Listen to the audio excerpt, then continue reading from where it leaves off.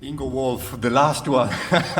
I'm sorry, no, we are longer. So from OSMIUM Institute. Ingo is a German scientist and entrepreneur. He is the founder and director of OSMIUM Institute, headquartered in Munich, Germany. Ingo is responsible for establishing a global governance architecture, supply chain and market to facilitate secure trading of crystalline osmium. Prior to founding the OSMIUM Institute as General Manager of Commodity Trade GmbH, Ingo did exploration and early mine development activities for several gold exploration fields and one antimony deposit close to the Pernik in Bulgaria with his Bulgarian Commodity Trade OOD. Previously, Ingo set up 200 IP radio station and TV broadcasting network containing more than 800 individual stations such as sciencetv.com. With increasing interest in jewelry industry, OSMIUM now offers a new and alternative options to invest in precious metal and an early stage of market development. Thank you very much. Thank you. Wonderful. Well, great being here, and I'm going to take the handheld, but otherwise I cannot run around, and that's always necessary when I talk. So thank you for that, and I don't want to fall asleep because just coming from Paris, and so just a little tired. OSMIUM Institutes, maybe you heard about them, and maybe you saw the booth already. Outside area. There is a couple of things that we're going to do, and this first one of them is OSMIUM Refinery in Switzerland with our partner Roth, and laboratory. I didn't touch it, by the way. It is just doing its, well, there are ghosts in here. Thank you for that. So laboratory work and research and publications, of course, as an institute, that's necessary to be done. There is the OSMIUM World Council, what I'm going to introduce you later on. And there is a huge market for OSMIUM jewelry, and this I'm going to give you an impression of later on. So let's start with the sunshine element, the rarest and most beautiful element as we think. So scarcity. There is 8 noble metals, of course, and one of them really is the scarcest, and this is osmium. Even a little more than iridium is. I know that usually you don't consider osmium being part of the PGM group that much, because there haven't been so many uses, but this changed in our times, and the little one that you can see down here, that is the osmium that we'll have.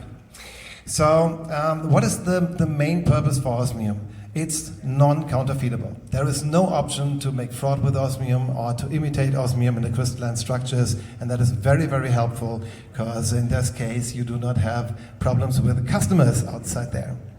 And osmium is seen to be the next metal for government reserves. So now we are having 1 decade of osmium behind us in terms of crystallization, and after 2 centuries of coming from the discovery.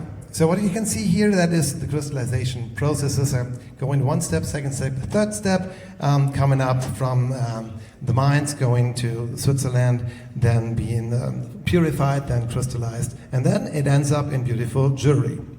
These are the superlatives regarding osmium, like density, the highest of all elements, value density, the highest of all elements, in the crystalline form, of course, abrasion resistance, the highest compression modulus, etc., etc. So that is really a metal of superlatives. Fundamental things about the OSMIUM Institute. OSMIUM is a long-term tangible asset investment, because people are waiting for the earth crust is running out of osmium and making their profit then in future. Jewelry and art is the main purposes we're working for with the osmium, and science and industry is the 3rd part. Right in the moment we are located in 40 countries around the planet, and we'll have more than 1,500 partners, being always local with whatever we do. Secure transaction, of course. So here we start now with what we're doing. With OSMIUM Refinery in Geneva, it is about extraction. So if some of you might have a blend of PGM, then you can hand that to us, and we're gonna take the osmium out. So that's helpful for all of the others who want to get rid of the osmium, and thank you for that, because we like to have the osmium. So this is where we can help. On the other hand, we do have the osmium analysis. Osmium analysis is a laboratory where we work not just with osmium, but with other metals too. So there is, let's say, 50 to 60 services that we can give you in terms of analysis. And this is LIPS technology that we're using now for 3 to 4 months, and which is very, very fast. So why do we have a laboratory? Why do we do all of those things? You know that three-dimensional crystals to be grown is very, very easy for the most of the metals. Same thing with osmium. But if you go into flat structures that you really can use, for example in jewelry industry or in wristwatch industry or in expensive art, then the problems occur. So what you don't want to have is that, because this is a nano hole. And nano holes in crystallization mean if you hold it to the sun, you're going to see a sunbeam going through.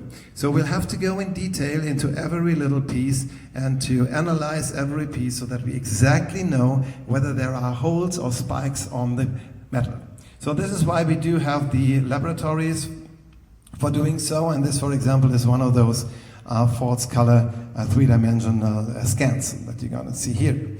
And this is one of our little things that we do.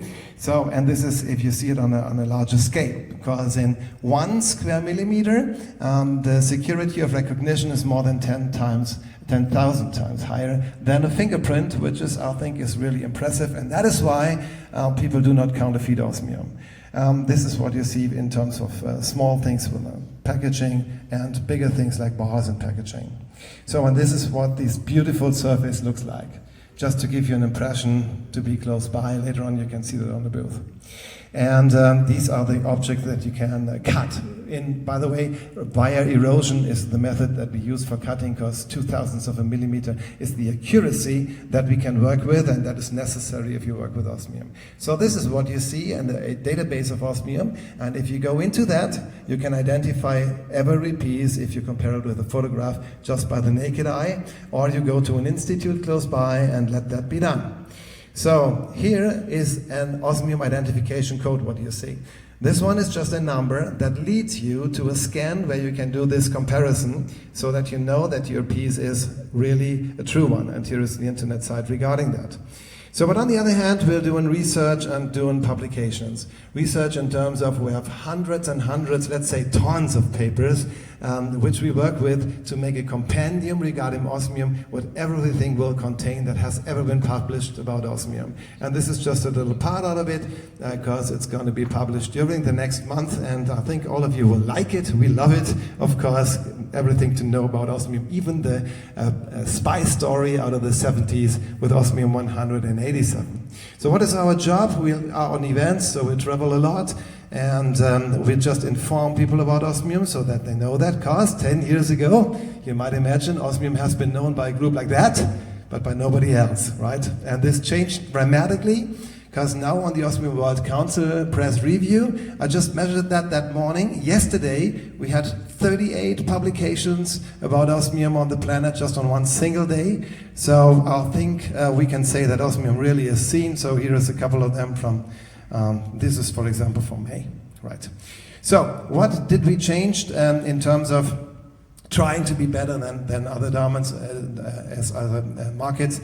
This is ethical market governance. Of course, all of you know ESG, but ESGM means we'll do market governance too. So for example, if production increases and we'll do have better prices in crystallization, for example, then we're gonna give this as a compensation to every customer that has been there on the planet at any time. So even if it has occurred 9 years ago, right? On the other hand, what is criteria for long-term investments? So there is high scarcity, of course.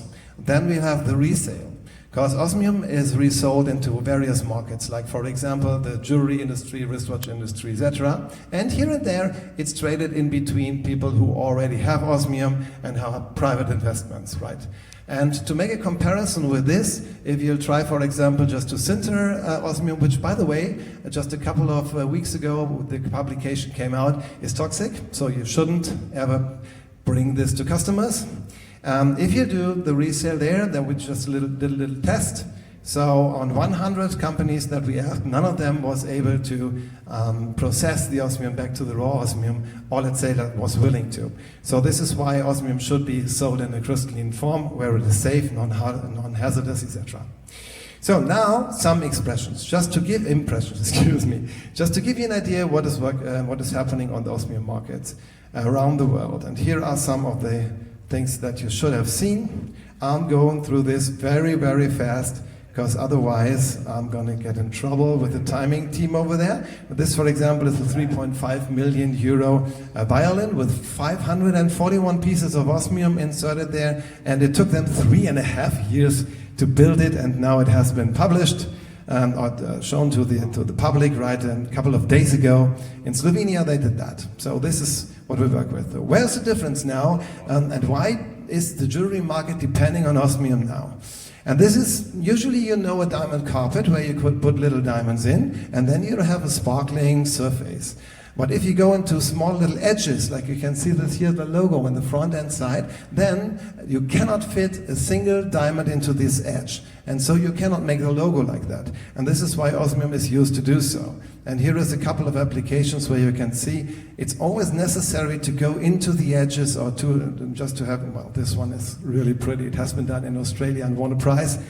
And if you go into the edges, then you'll have a pavé that is flat. So for example here, it's way easier to put osmium into rings, and you don't rip off your clothes, of course, than putting diamonds in, for example. But we saw that in combination with diamonds is really pretty too, so we do love this market too, and the ladies do.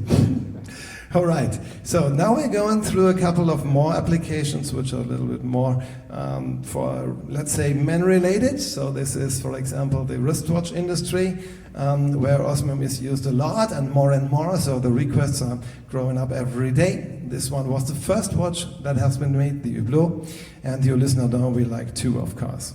So there is two effects people are talking about, and I want to give you an idea about them, just that you heard about it. We do not know whether this will occur like this, but we think it will, because one day we will have complete depletion of osmium. Will not be that far away that day, and then it might happen that osmium's gonna skyrocket. We gotta see. And here you can see why this is happening, and we're going to give you further information at the booth. The second thing is, if you take osmium out of jewelry again and crush it and burn it and then reduce it to the metal from being osmium tetroxide, etc., then you lose part of the value, let's say most of the value, right? And this is why people just leave it in jewelry so that it will be there forever. And so a process will occur which leads from the osmium as a tangible acid over to the crystalline osmium in jewelry, but never back. And that is what we call the osmium thin out. So one day there will not be much more osmium. And this is the curve that is showing that behind. Last two informations, then we're going to start the next part. And this is, we just opened up 3 days ago our flagship store in America, in Jackson Hole. And so now if you want to see and touch osmium there, you don't have to fly across the ocean or to Brazil, etc.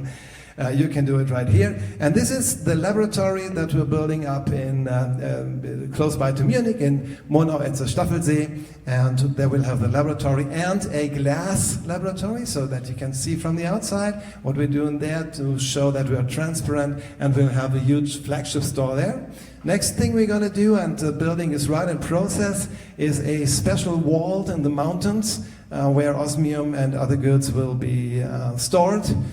Very, very secure, with new tubes going into the mountain so that you really have to grab through the mountain to steal. And we'd like to invite you, all of you, to the next Osmium Symposium. 4 times we did this already. And the team from Germany, the board members are always there, so please come to some of these things. And now, please start the video.